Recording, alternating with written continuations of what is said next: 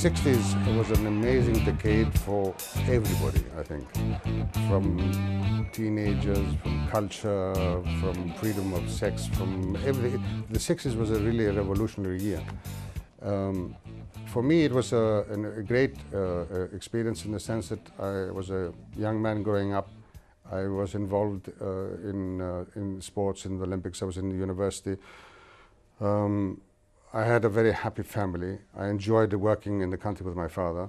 I had the whole future in front of me. Crown Prince Constantine, winner of the gold medal in sailing in the 1960 Olympic Games in Rome, assumed the Greek throne with the sudden death of his father. He was only 23 years old. It was a shock because I'd never anticipated that I would lose my father at that very young age. I was engaged. I was hoping to spend some time with my father, going around the country and helping him in his work. Constantine II, the son of King Paul I and Queen Federica, is the last royal to head the Greek state. His father died in March 1964. 2 weeks later, the young king married his cousin, Princess Anne-Marie of Denmark. Thousands of Greeks gathered on Constitution Square in Athens to celebrate the royal wedding and see the new queen. With the loss of his father, the young king took on the role of sovereign to the people of Greece. Little could the king have known what his future would hold. Turbulent political circumstances brought Greece to its knees. During the Civil War, Greece was trapped in a power struggle between the Soviet Union and the United States, dividing the country into communists and nationalists. The Second World War finished for Europe in 1945, but it didn't finish for Greece. And Greece went on fighting until the end of 1949 because we had what is now known as the Civil War. In 1967, the collapse of the socialist government opened the way for a military coup in April the 21st the same year. The coup was led by Colonel George Papadopoulos.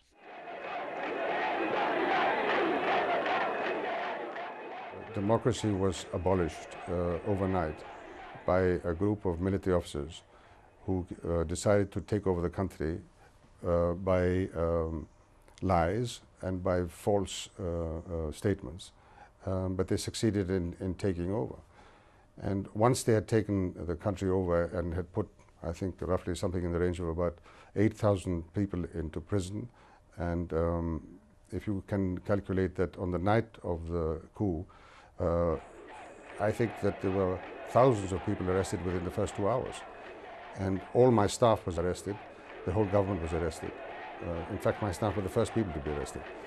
And it was a very dramatic period for me. And the fact that I lost my father and this coup were probably the worst days of my life.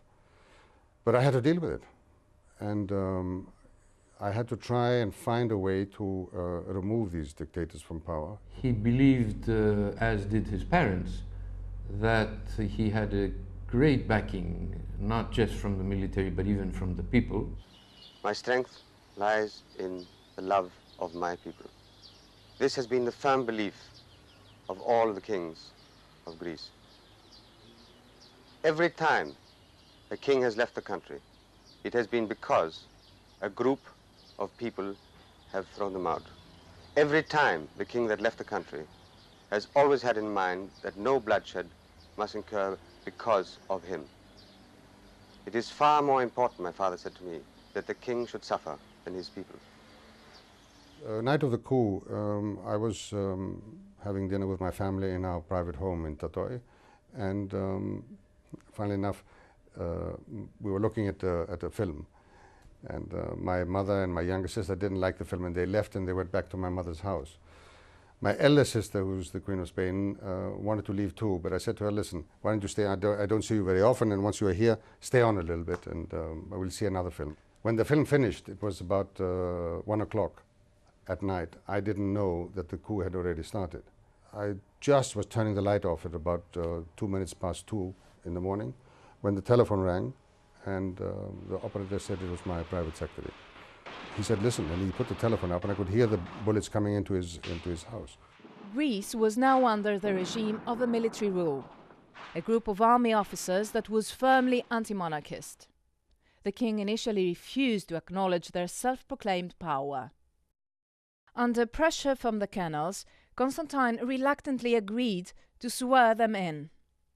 Constantine always maintained that his brief coexistence with the coup was a tactical move to avoid bloodshed, which would also allow him time to organize a counter-coup.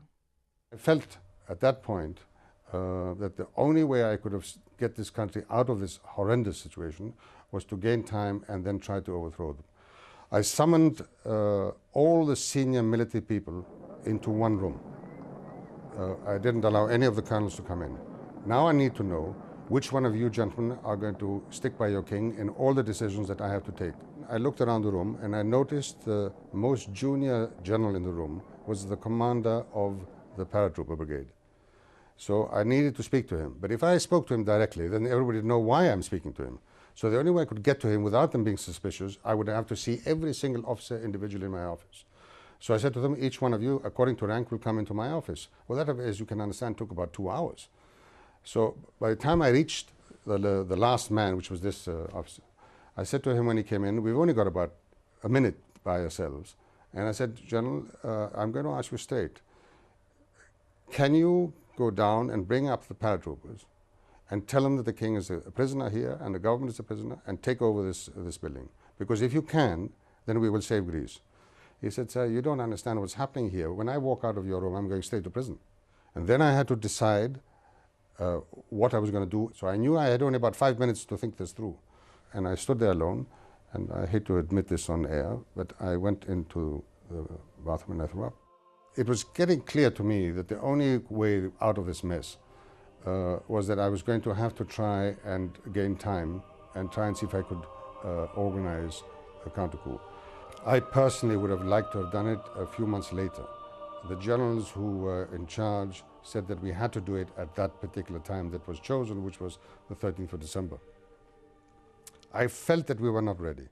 Still, there are people who believe that the king should have had more courage. If he had confronted them immediately, he would have managed to do 2 things. Either overthrow them because he had friends in the army, he certainly had his own loyal officers, or at worst, he would have created a national a feeling that he was trying to do his best to rid himself from the military. That he didn't do, and when he did decide to do it, it was too late. But when I became king in 1964, I put my hand on the Bible and I swore to God that I will protect them through and through, their liberty and their constitution, and that they know that I do not lie to them. I do make mistakes like everybody does, but I always keep that principle. And I think from that point of view, I will always be sure that I will be back in my country. On December the 13th, 1967, the night of the failed counter-coup, the king met with his trusted men in the northern Greek city Kavala. Bad coordination, lack of communication, and wrong decisions meant that the counter-coup failed. That night, Constantine, the queen, and their children fled to Rome. They spent the next 7 years living in exile.